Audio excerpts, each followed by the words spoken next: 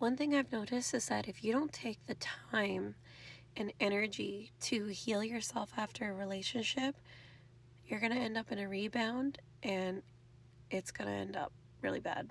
How do I know this? Because I've done it too many times. I swore to myself that after my last relationship, I would never get into another relationship again, being unhealed and not dealing with, my trauma and the issues from that relationship and all past relationships and my childhood trauma. You don't have to be fully healed, but you have to be healing.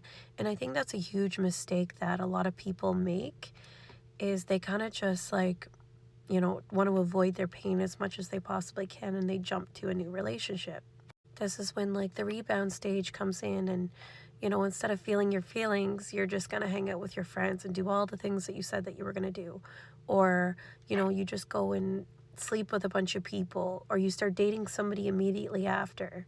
And this is actually a really dangerous practice because, you're feeling very vulnerable and, you're needing somebody and you need them there and you want them there and you want that support and, you're hurting and you're angry and blah, blah, blah.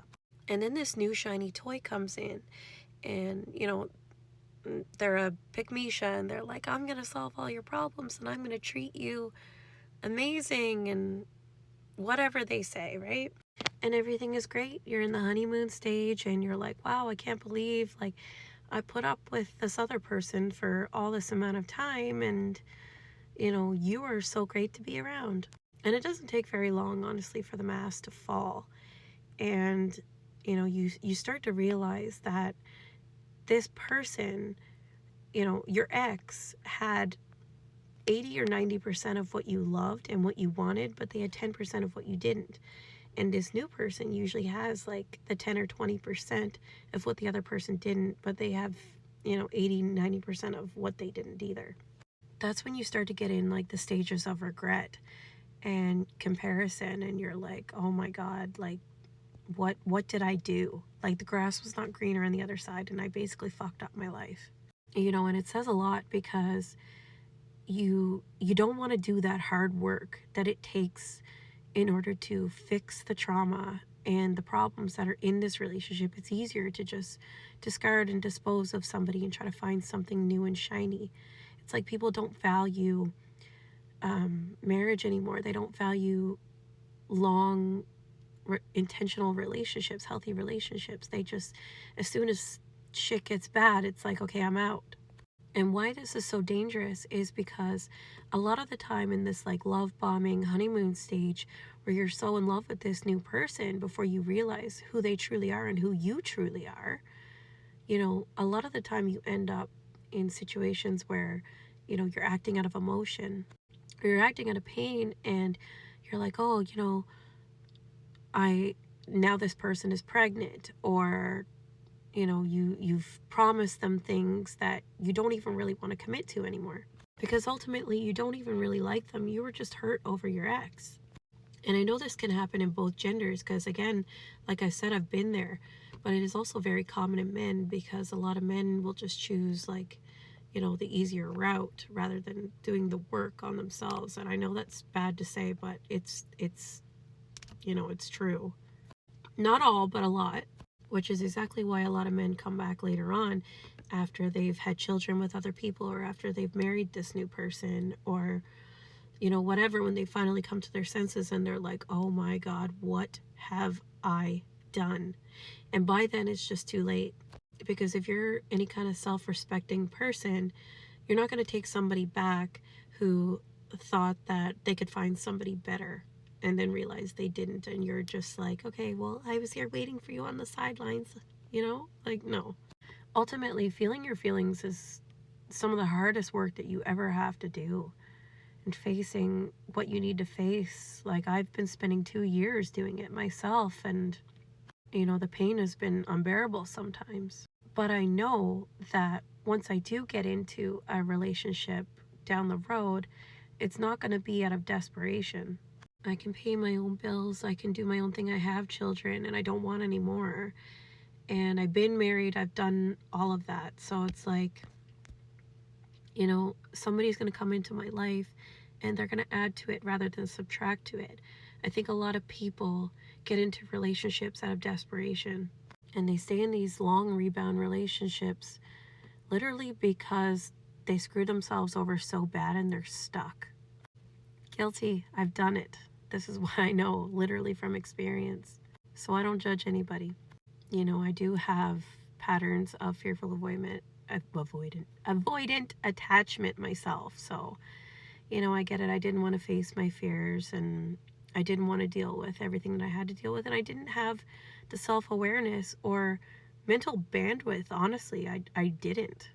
However, I did tell myself that this time, when I do get in a relationship, it's hopefully going to be my last one.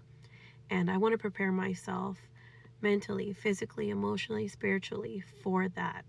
A lot of the time, people get into relationships with other people because of the way they make them feel at the time, rather than, getting to know the person and actually seeing if they even like them. They don't spend time having long friendships or getting to know them or slowly dating over long periods of time. They're just like, okay, in, out, quick. Let's do this, let's do that. Let's get married. Things are good and blah, blah, blah. And then a lot of people are so unhappy in their relationships and they put up with so much, all for the sake of they're afraid of being alone. Me, myself, personally, I would rather be alone for the rest of my life than be with somebody who I don't like and that I feel stuck with, or somebody who feels that way about me.